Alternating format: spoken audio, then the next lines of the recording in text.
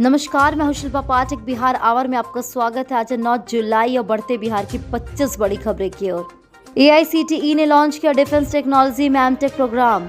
All India council for technical education कल्याणी 10 जुलाई 2021 को वर्चुअल मोड में डिफेंस टेक्नोलॉजी में एमटेक कोर्स लॉन्च करेगा। जी हां, इस पीजी प्रोग्राम के माध्यम से कॉम्बैक्ट व्हीकल्स इंजीनियरिंग के साथ aerospace technology, communication system and sensor, direction energy technology के साथ ही naval technology and high energy material technology प्रशिक्षित किया जाएगा।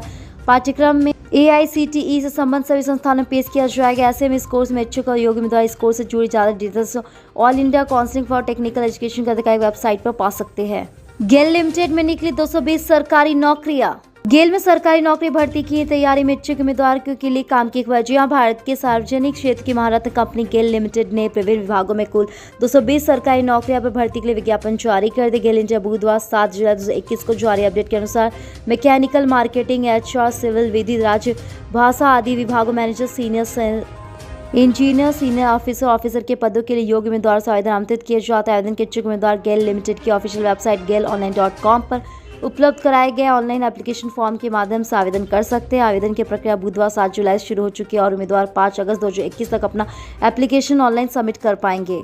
NTA बायोटेक्नोलॉजी प्रवेश और पात्रता परीक्षाओं के लिए आवेदन शुरू। देश भर के विश्वविद्यालय और अन्य उच्च शिक्षा संस्थानों में बायोटेक्नोलॉजी और अन्य संबंधित कोर्सेज में दाखिले के लिए राष्ट्रीय परीक्षा एजेंसी द्वारा आयोजित होने वाले प्रवेश परीक्षा, ग्रेजुएट इंस्टीट्यूट टेस्ट, बायोटेक्नोलॉजी और डॉक्टोरल रिसर्च के साथ ही fellowship, degree, junior research fellowship के लिए पात्रता निर्धारित करने वाले प्रवेश परीक्षा बायोटेक्नोलॉजी के साथ ही आवेदन की प्रक्रिया बुधवार 7 जुलाई को शुरू कर दी गई थी। GATB 2021 और BET 2021 के लिए आवेदन के इच्छुक उम्मीदवार होने की 2 परीक्षाओं के लिए NTA के कॉमर्स पोर्टल dbt.nta.ac.in पर उपलब्ध कराएगा ऑनलाइन एप्लीकेशन फॉर्म के माध्यम से आवेदन कर सकते हैं। GATB 2021 और BET 2021 के लिए आवेदन की आखिरी तारीख 31 जुलाई 2021 निर्धारित की गई है। BPSC ने घोषित की ऑडिटर प्रारंभिक परीक्षा की तैयारी। बिहार लोक सेवा आयोग ने ऑडिटर पदों पर भर्तियों के लिए प्रारंभिक परीक्षा की तिथि घोषित कर दी है। आयोग ने अपनी आधिकारिक वेबसाइट www.bpsc.bih.nic.in पर इस संबंध में नोटिफिकेशन जारी कर दिया। इस भर्ती परीक्षा से संबंधित ज्यादा जानकारी के लिए अभ्यर्थी और नोटिफिकेशन को चेक कर सकते हैं। इस परीक्षा का आयोजन 29 अगस्त 2021 को दोपहर 12 बजे से 2 बजे तक निर्धारित परीक्षा केंद्र पर किया जाएगा। इसके पहले इस परीक्षा का आयोजन 25 अप्रैल 2021 को प्रस्तावित किया गया, लेकिन कोरोना मामलों के कारण परीक्षा को स्थगित कर दिया गया था। अब परीक्षा के लिए नई तिथि जारी कर दी गई है। बिहार ITI कैट 5 अगस्त तक कर सकेंगे आवेदन। बिहार के सभी सरकारी औद्योगिक प्रशिक्षण संस्थानों में विभिन्न पाठ्यक्रम में प्रवेश के लिए औद्योगिक प्रशिक्षण संस्थान प्रयोक्ता प्रवेश परीक्षा के लिए अभ्यर्थी 5 अगस्त तक आवेदन कर सकते हैं। जी हां, इस परीक्षा के आयोजन बिहार संयुक्त प्रवेश परीक्षा 65 की ओर से किया जाएगा। 65 की ओर से प्रवेश परीक्षा में शामिल होने और ऑनलाइन आवेदन की प्रक्रिया 5 जुलाई 2021 से शुरू होगी। परीक्षा संबंधी अधिक जानकारी के लिए अभ्यर्थी आधिकारिक वेबसाइट bcecbboard.bihar.gov.in पर जारी नोटिफिकेशन देख सकते हैं। प्रवेश परीक्षा के लिए आवेदन करने वाले अभ्यर्थी की उम्र 14 वर्ष होनी चाहिए। आयु की गणना 1 अगस्त 2021 से की जाएगी। वहीं मैकेनिकल मोटर व्हील्स एवं मैकेनिकल ट्रैक्टर ट्रैक्स के लिए अभ्यर्थी की उम्र 17 वर्ष होनी चाहिए। सामान्य वर्ग OBC वर्ग के अभ्यर्थी को 750 रुपये परीक्षा की फीस देनी होगी। साथ ही SSC व ST वर्ग के अभ्यर्थी के लिए 100 रुपये और दिव्यांग अभ्यर्थी के लिए 430 रुपये परीक्षा शुल्क निर्धारित किया गया है। देश में एक्टिव केसों में इजाफे से चिंता, केंद्र ने 8 राज्यों को किया सतर्क। एक दिन में कोरोना के नए केसों की संख्या 2 महीने के बाद रिकवर हुए लोगों से ठीक हो पाए जाने के बाद केंद्र सरकार ने 8 राज्यों को सतर्क कर दिया है। इन राज्यों में पॉजिटिविटी रेट सबसे अधिक रही। राज्य की ओर से अरुणाचल प्रदेश, मणिपुर, केरल, असम, मेघालय, सिक्किम और उड़ीसा को चिट्ठी लिखी गई है। कोरोना के बढ़ते केसों से सतर्क रहने को कहा गया है। देश भर में 6 जुलाई को 34,703 नए केस सामने आए हैं, जिसमें से 111 दिनों का सबसे कम आंकड़ा रहा, लेकिन उसके बाद एक से बाद तेजी देखने को मिल रही है। बुधवार को एक्टिव केस में 449 लाख ही ठीक हुए, जो अब बढ़कर 4,60,704 हो पाए हैं। राज्य में कोरोना के 104 नए मामले, पटना में 100 से अधिक एक्टिव केस। संक्रमण अब तेजी से कम हो रहे। बिहार में 4 जिले ऐसे जहां एक्टिव केस मामलों से बढ़कर अंडर 5 हो गए हैं। पटना की एक ऐसी जिला है जहां से एक्टिव मामलों की संख्या 100 के पार है। पटना में 50% जिलों में अब संख्या 25 से भी कम हो गई। कोरोना की जांच में तेजी पाई जा रही। साथ ही बिहार में 24 घंटे में 1,25,115 लोगों की कोरोना जांच कराई, इसमें से पूरे राज्य में 104 लोगों की रिपोर्ट पॉजिटिव पाई गई है। पटना में सबसे अधिक 11 नए मामले सामने। एक्सपर्ट का कहना है कि कोरोना का मामला भले ही कम हो रहा है, लेकिन वैक्सीनेशन का विशेष जोर देना चाहिए। इससे आने वाले समय में कोरोना का कोई खतरा नहीं। अधिक से अधिक आबादी वैक्सीनेट होने से खतरा काफी हद तक कम हो जाएगा। बिहार पंचायत चुनाव में उम्मीदवारों के नामांकन शुल्क निर्धारित। बिहार पंचायत चुनाव में लड़ने वाले उम्मीदवारों के नामांकन शुल्क निर्धारण चुनाव आयोग ने कर दिया है। साथ ही चुनाव के दौरान किन किन नियमों का पालन करना होगा, इसको लेकर गाइडलाइन जारी कर दी गई। मिली जानकारी के अनुसार आरक्षित सीटों पर नामांकन के लिए सक्षम पदाधिकारी के द्वारा जारी किए गए जातीय प्रमाण पत्र, नाम निर्देशन पत्र के साथ ही संकलन कर अनिवार्य होगा। अनारक्षित पद पर आरक्षित कोटि पर कोई अभ्यर्थी नामांकन दाखिल नहीं कर सकता। वहीं मुखिया, सरपंच और पंचायत समिति सदस्य के चुनाव आयोग ने नामांकन शुल्क निर्धारित कर दिया है। मुखिया, सरपंच और पंचायत समिति सदस्य के लिए 1000 रुपये नामांकन शुल्क निर्धारित किया गया है। पंच व वार्ड सदस्य के लिए 250 रुपये शुल्क लगेगा, जब जीप सदस्य के लिए 2000 रुपये नामांकन शुल्क निर्धारित किया गया है। बीएसएफ जवान गिरफ्तार, भारी मात्रा में गोली और हथियार के साथ एसटीएफ ने पकड़ा। कार से जा रहे बीएसएफ के एक जवान को भारी मात्रा में गोली और हथियार के साथ एसटीएफ ने गिरफ्तार कर। जी हां, एसटीएफ तथा जिला पुलिस की संयुक्त कार्रवाई पर जवान जय किशोर रॉय से पूछताछ की जा रही। रांची से पीछा करती आ रही एसटीएफ की टीम ने अरवल जिला मुख्यालय के भगत सिंह चौक के समय उसे गिरफ्तार कर लिया है। इसमें जिला पुलिस की टीम ने भी सहयोग किया। गिरफ्तार जवान जय कुमार राय से जवान के पास से 2 रेगुलर राइफल और 1 रेगुलर पिस्टल, 1 फर्जी रजिस्ट्रेशन के साथ ही 500 गोलियां की बरामदगी कर ली गई है। इतनी बड़ी मात्रा में गोली और हथियार मिलने से पुलिस भी हैरान है कि पुलिस की आशंका जताई जा रही किसी वारदात को अंजाम देने के उद्देश्य से इन्हें लिया जा रहा था। दाऊदपुर एपीएचसी में टीका लेने के दौरान हंगामा। दाऊदपुर अतिरिक्त स्वास्थ्य केंद्र में भारी संख्या में महिला और पुरुष कोरोना टीकाकरण के लिए पहुंचे। सुबह 6 बजे से ही बाहर सड़क किनारे तक लोगों की लंबी लाइन लगी हुई थी। जैसे ही सुबह के 8 बजे स्वास्थ्य केंद्र का गेट खुला, लोगों ने धक्का मुक्की करना शुरू कर दिया। इसमें भीड़ अधिक होने का स्वास्थ्य कर्मचारी समेत दर्जन महिला दबकर चिल्लाने लगी। 4 महिला को गंभीर रूप से जख्मी पाया गया। किसी तरह उन्हें बाहर निकालकर उपचार किया गया। पुलिस ने पहुंचकर स्थिति नियंत्रित की, साथ ही एसपी को फोन कर दी गई, मामले की जानकारी दी गई। स्वास्थ्य केंद्र भीड़ इतनी थी कि उन्हें नियंत्रित करने के लिए अतिरिक्त पुलिस के जवानों को बुलाया गया। साथ ही इसके बाद वैक्सीन देने का कार्य शुरू हो सका। बढ़ती महंगाई के खिलाफ सुपौल में कांग्रेस नेताओं ने थाली पीट कर किया प्रदर्शन।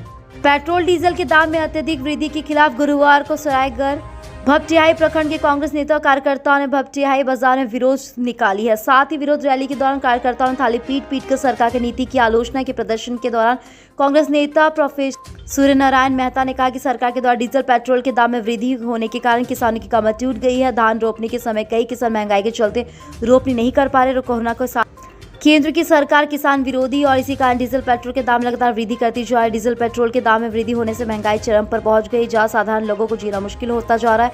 विरोध रैली के दौरान कांग्रेसी नेताओं तथा कार्यकर्ताओं ने नीतीश सरकार के खिलाफ जमकर नारेबाजी की। पुरलिया बाईसी अनुमंडल में 45 जगहों पर नदियों का कटाव, हजारों लोग बेबस। नदी के कटाव की वजह से हजार लोग बेबस, दर्जनों घर, स्कूल और मस्जिद साल कटकर नदी में समा चुके। लिहाजा लोग अपने ही बनाए सैनिक को अपने ही हाथों तोड़े हैं। वैसे कि मरवा गांव में महादलितों के घर महानंदा नदी से समा चुके हैं।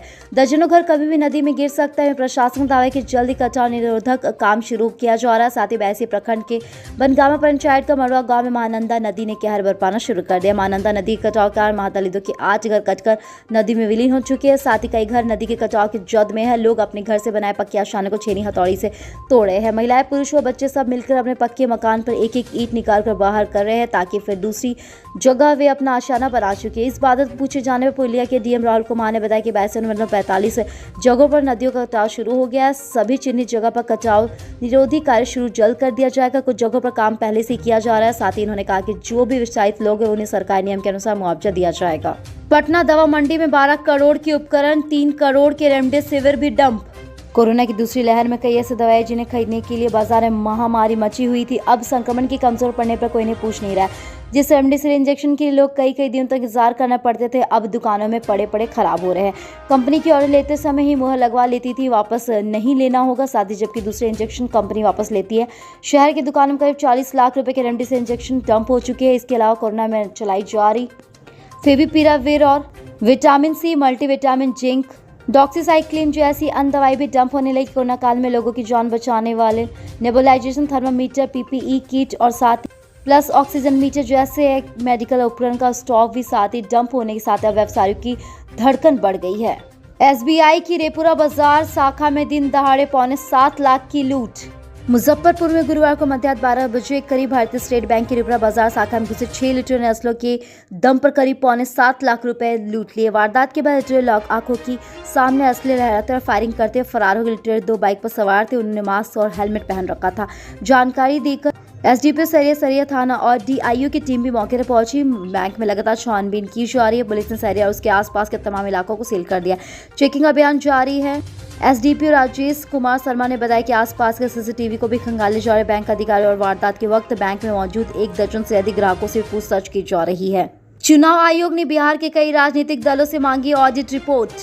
निर्वाचन आयोग ने निर्देश जारी कर सभी निलंबित के साथ ही मान्यता प्राप्त राजनीतिक दलों से वार्षिक ऑडिट रिपोर्ट मांगी है। इस दलों में राय और व्यय का ब्यौरा दिया जाना। आयोग के निर्देश के आलोक में मुख्य निर्वाचन के सभी पदाधिकारी बिहार एवं राज्य के संबंधित के साथ ही गैर मान्यता प्राप्त राजनीतिक दलों को नोटिस जारी कर वार्षिक ऑडिट रिपोर्ट मांगी गई है। राज्य वर्ष 2020-21 की ऑडिट रिपोर्ट अब तक किसी भी निलंबित गैर मान्यता प्राप्त राजनीतिक दल के द्वारा मुख्य निर्वाचन पदाधिकारी बिहार के कार्यालय में दाखिल नहीं की गई, जबकि वर्ष 2019-20 की अब तक की 20 निलंबित गैर मान्यता प्राप्त दलों ने ऑडिटिंग रिपोर्ट दाखिल की है। गया कोसुम्हार गाँव में डायरिया से पीड़ित हुए लोग। कोसुम्हार गांव में 2 दिन से डायरिया पीड़ित की संख्या में लगातार बढ़ोतरी हो रही। अब तक करीब 60 से अधिक लोगों ने इसके चपेट में आ गए। साथ ही सीएचसी के चिकित्सा एवं स्वास्थ्य कर्मी लगातार इसके रोकने के लिए प्रयास जारी रखे या रुक कर नहीं हो रहे। साथ ही बुधवार को चिकित्सकों का एक दल कुछ घंटे तक गांव में कैंप का खाना पूर्ति पर चलेगा। साथ ही स्थिति को पूर्ण रूप से नियंत्रित। बता दें आपको कि कुछ दिन ही बाद ग्रामीणों को उल्टी और दस्त होना शुरू हो गया था। इधर गुरुवार की सुबह गांव में संक्रमितों की संख्या अब बढ़ गई है, लेकिन अब वहां के चिकित्सा व स्वास्थ्य कर्मी मौजूद नहीं है। सीएचसी के प्रभारी चिकित्सा पदाधिकारी डॉक्टर नंदलाल प्रसाद बताते कि पेयजल प्रदूषण ने दूषित भोजन के कारण गाँव के लोग संक्रमित हुए। साथ ही स्थिति को नियंत्रित करने में लगातार प्रयास जारी है। बगहा में बदमाशों पर नकेल कसने की तैयारी, चलेगा गिरफ्तारी अभियान। बगहा में गंभीर मामलों में चल रहे अभियुक्तों के साथ ही गिरफ्तारी के लिए सघन छापेमारी अभियान चलाया जा रहा है। गुरुवार को एसडीपीओ कैलाश प्रसाद ने पुलिस और अनुमंडल के सभी पुलिस अधिकारियों के साथ ही लंबित चले गंभीर मामलों की समीक्षा बैठक की। इन्होंने बताया कि हत्या, अपहरण, लूट, रंगदारी, दुष्कर्म आदि को जो मामले लंबित है उसे समीक्षा की गई और साथ ही समीक्षा के साथ ही पुलिस पदाधिकारियों को आदेश दिया गया ऐसे मामले फरार चले अभियुक्तों को गिरफ्तारी कर सघन छापेमारी चलाया जाए। आदेश दिया जाए कि अब तक जो लंबित कार्यवाही है उसे समय से पूरा कर लिया जाए। साथ ही अभियुक्त फरार चल रहे उनकी गिरफ्तारी जल्द के जल्द साथ ही कर लिया जाए।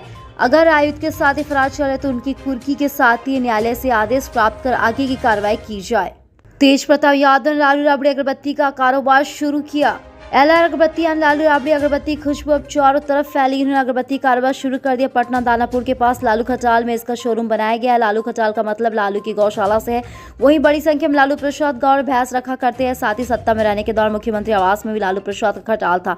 दावा यह है कि इसमें किसी भी तरह की केमिकल नहीं डाली जाती। इसमें स्टिक बाज की वजह नारियल के पत्तों से निकाली तिल्लियों से तैयार की जाती। शायद इन्हीं कारणों से इसकी कीमत ज्यादा होती है। बिहार में 55 किलोमीटर दूर कोरोना का डेल्टा प्लस रिपोर्ट से मचो हड़कंप।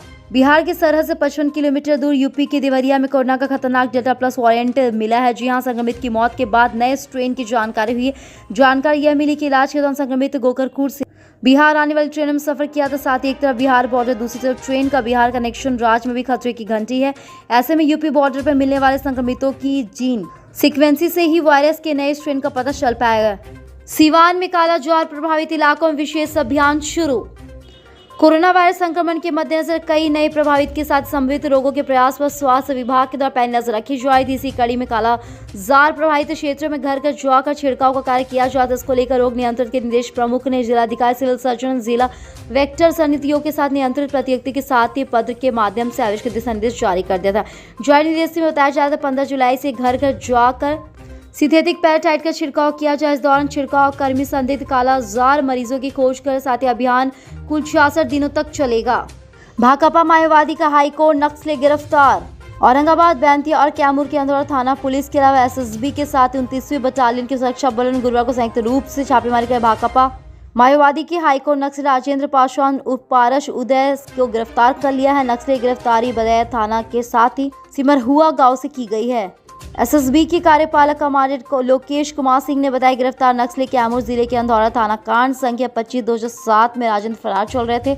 यह कांड नक्सलियों के द्वारा घटना को अंजाम दिए जाने से संबंधित है। बताया जा गिरफ्तार नक्सली नक्सल अभियान में चाले वाले सुरक्षा बलों को नुकसान पहुंचाने के नियत से आईडी लगाने की घटनाओं में अपनी संलिप्तता स्वीकार कर चुकी है। यह नक्सली के नाम पर लेवी वसूलने का काम करते हैं। नक्सली के नाम पे लोगों का भयादोहन करते हैं, डराने व धमकाने का काम करते। बताया जाता है कि पूछताछ दौरान गिरफ्तार नक्सली ने कैमूर जिले के नक्सली कांडों में अपना संलिप्तता स्वीकार कर लिया है।